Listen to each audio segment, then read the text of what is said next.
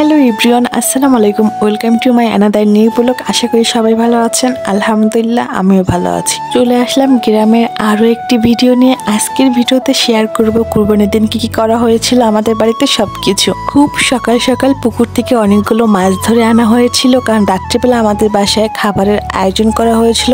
অনেক মেহমান আসবে তাদের আপ্যায়নের জন্য।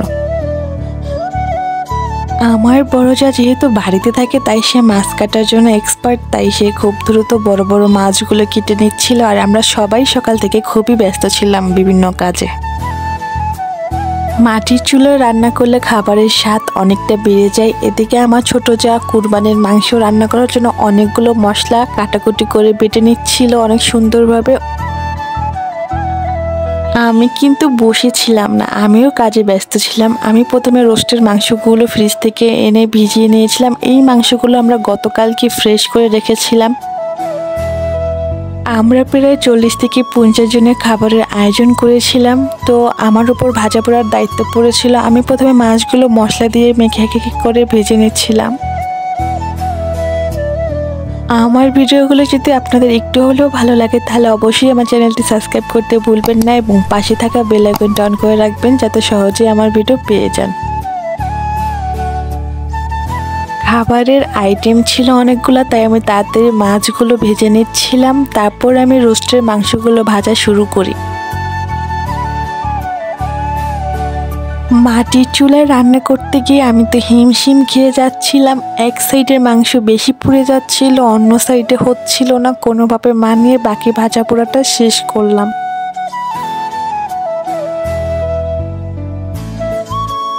সকাল থেকে আমরা তো রান্না বান্না নিয়ে ব্যস্ত, ওইদিকে শুনি কুরবানি দিতে পারতেছিল না, কারণ এবারের গরুটা খুবই রাগী ছিল, কাউকে ধারেই যেতে দিচ্ছিল না, খুবই লাফালাফি ছটপট করতেছিল। সবাই মিলে যখন গরুটাকে শান্ত করতে ব্যর্থ হয় তখন বাড়ি থেকে আরো বেশি মানুষ ডেকে আনা হয়। তারপরও কেন জানি গরুটাকে কেউ কন্ট্রোল করতে পারতেছিল না।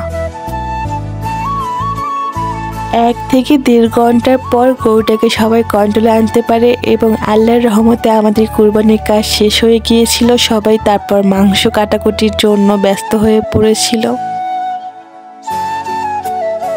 প্রতি বছর কোরবানির দিন বৃষ্টি হয়ে থাকে, বাট এবছর প্রচন্ড গরম ছিল। আমার বাসার বাচ্চাগুলো আমাকে এই ভিডিওগুলো কালেক্ট করে দিয়েছিল, তাই ভিডিওগুলো শেয়ার করতে পারলাম। এই দিকে রান্নাঘরে হঠাৎ আমার এই মুরগিটার দিকে চোখ পড়েছিল, তো আমি খুব আকর্ষণীয় মুরগিটাকে কোনোভাবে বাসা থেকে তুলেছিলাম ডিম দেখার জন্য। আমি যখন ডিম দেখায় ব্যস্ত তখন কুরবানির মাংস বাসায় চলে এসেছে। এদিকে কলিজা মস্তক এই পার্টগুলো আগে পাঠানো হয়েছিল, তারপর গরুর হাড্ডি গুড্ডি আলাদা আনা হয়েছিল। আলহামদুলিল্লাহ এবছর আমরা কুরবানিতে অনেকটা মাংস পেয়েছি।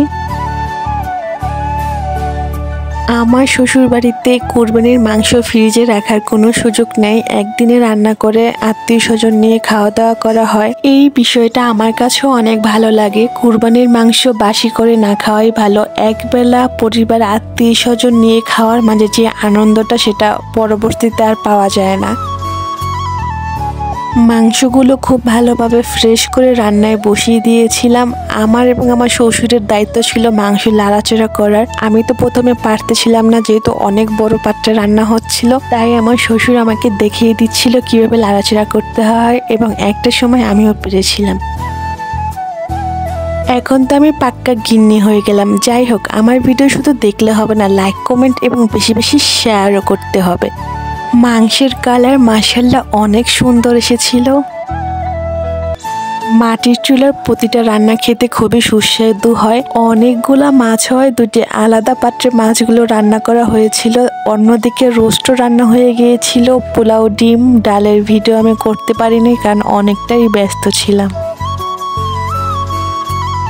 দুপুরের মধ্যে সকল কাজ শেষ হয়ে খাওয়া দাওয়ার পর বিকালবেলা বাসার পিছনে বের হই এবং ছাদের উপর ড্রাগন গাছে ড্রাগন ফল দেখি।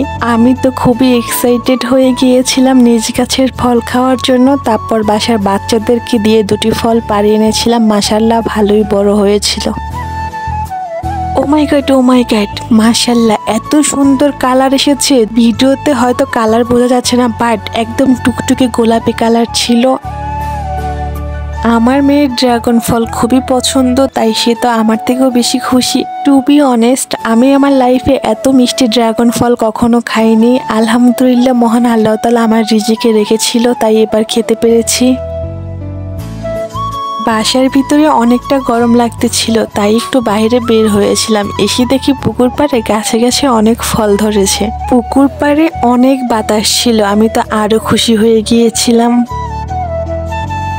দিনটি খুবই ভালো কাটলো। ভিডিওটি আর বেশি বড় করব না, দেখা হবে নতুন ব্লগ নিয়ে নতুন কোনো জায়গায়। ততদিন আপনারা সবাই ভালো থাকবেন, and don't forget to subscribe my channel. আল্লাহ হাফেজ, বাই বাই, টাটা।